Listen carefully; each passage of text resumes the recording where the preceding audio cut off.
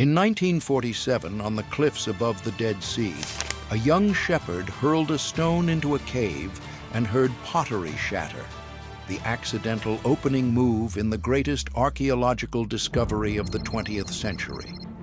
What emerged from that cave, and 10 more nearby, were the Dead Sea Scrolls, a vanished library and a riddle 2,000 years old.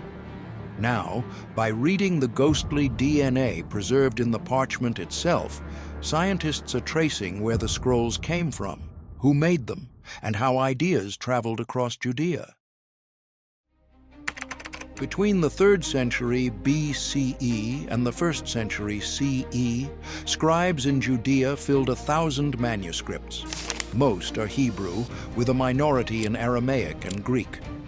Preserved in 11 caves near Qumran and at other desert sites such as Masada, the collection mixes familiar scripture with things never seen, multiple versions of biblical books, commentaries, liturgies, community rules, legal notes, hymns, and apocalyptic visions.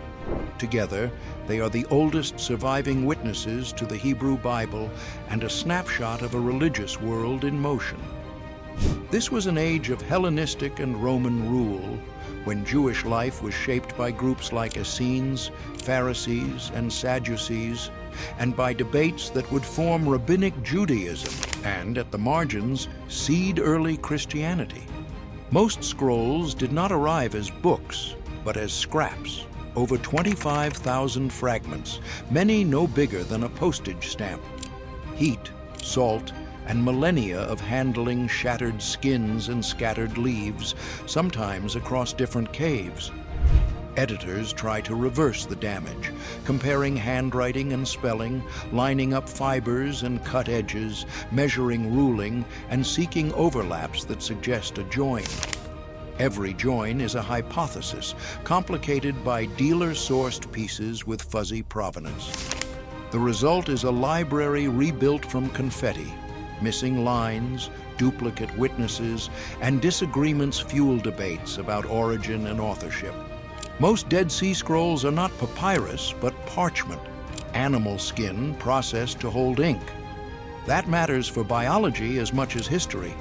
Every sliver of skin retains echoes of the animal's genome.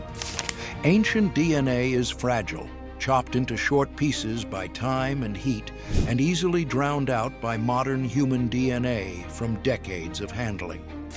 To protect the manuscripts, conservators sample only blank margins and loose debris, sometimes just dust, yielding enough material to identify species and ancestry without defacing the text.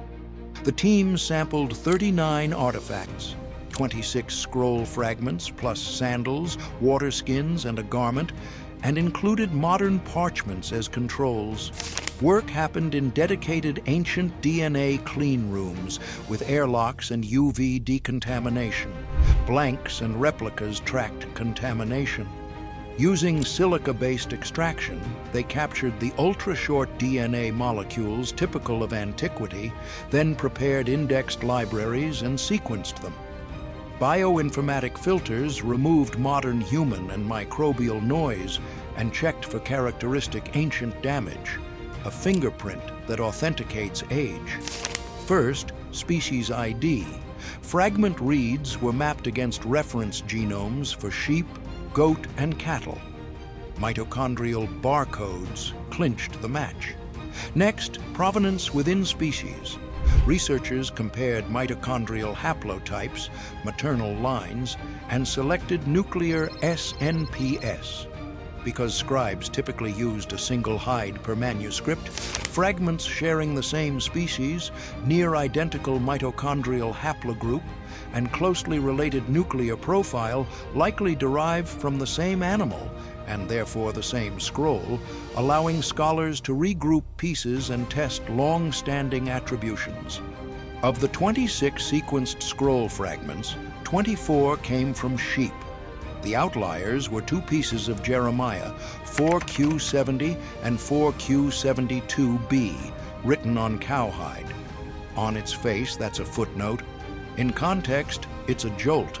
The cliffs around Qumran are excellent for herding goats and sheep, but inhospitable to cattle, which require pasture and water.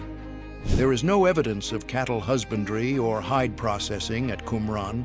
The likeliest reading: those Jeremiah copies were produced elsewhere, probably in the fertile Jordan Valley, and later brought into the caves. That shift reframes Qumran not as a hermetically sealed scriptorium, but as a node in a wider network, a place that received, copied, and curated texts from multiple centers. It also cautions against assuming doctrinal uniformity. If a biblical book exists in versions made on different animals from different regions, the community that cached it was reading across traditions. A library, not a single voice. Take the Songs of the Sabbath Sacrifice, a mystical liturgy found in multiple copies at Qumran, and again over 50 kilometers south at Masada. The Qumran manuscripts cluster genetically. Their parchment comes from closely related sheep belonging to the same maternal lineage, haplogroup B, exactly what you'd expect if local scribes were drawing from one flock and one workshop. The Masada fragment, Maz 1K, breaks that pattern. Its parchment traces to a different sheep lineage, haplogroup A, pointing to a separate herd, a separate supply chain, most plausibly a separate circle of scribes. The implication is bigger than livestock. It shows the songs were not the proprietary chant of a single sect, but a liturgy copied and cherished across Judea. Texts moved, and so did ideas, from workshop to workshop, community to community, each leaving a biological fingerprint in the hide. Where paleography hints at kinship, DNA makes it tangible, revealing a landscape of parallel copying rather than one-way transmission. Provenance is messy. Many pieces entered the corpus through mid-20th century dealers, divorced from excavation context. DNA helps sort the pile. Take 4, Q344, a brief legal note acknowledging a debt. Its later script and genre already looked odd for Qumran. The parchment's genome confirms it. Instead of clustering with the main Qumran sheep lineages, 4Q344 is a genetic outlier pointing to another Judean desert site where everyday documents were common. A fragment of Isaiah shows the same pattern outside the Qumran genetic cluster and likely from an as-yet unidentified location. These cases supply the first hard physical evidence for correcting dealer-era attributions. By grouping fragments by animal lineage, researchers can reunite pages that belong together and flag intruders that don't, tightening the library, clarifying routes of transmission, and restoring context that time and the market had stripped away. The genetic evidence shifts Qumran from an isolated sectarian enclave to a circulating library embedded in wider Judean networks. Some scrolls were clearly produced locally, same flock, same workshop, while others arrived from greener valleys, carrying variant wordings and ideas. That mosaic weakens tidy claims of single authorship or uniform doctrine and better fits a landscape of overlapping schools, liturgies, and legal traditions. Methodologically, DNA becomes a third pillar beside paleography and content analysis. It can regroup fragments, test long-held attributions, and map supply chains, turning parchment itself into a witness for how texts and communities moved. Ancient DNA is scant, damaged, and unevenly sampled. Handling adds contamination, and reference panels for Near Eastern livestock remain patchy. Results can be biased toward better preserved hides and cooperative collections. Next, expand sampling across caves and sites, enrich low-yield libraries, pair genetics with collagen fingerprinting, ink chemistry, radiocarbon, and isotopes, and fold all evidence into Bayesian models. Together, these steps can refine provenance, reconnect fragments, and map textual circulation with greater precision. 2 millennia after a shepherd's stone broke a jar, the Dead Sea Scrolls are still delivering news. By listening to the faint genomes locked in parchment, we see a library assembled from many places. Local workshops at Qumran, fertile valleys to the north, and communities as far as Masada.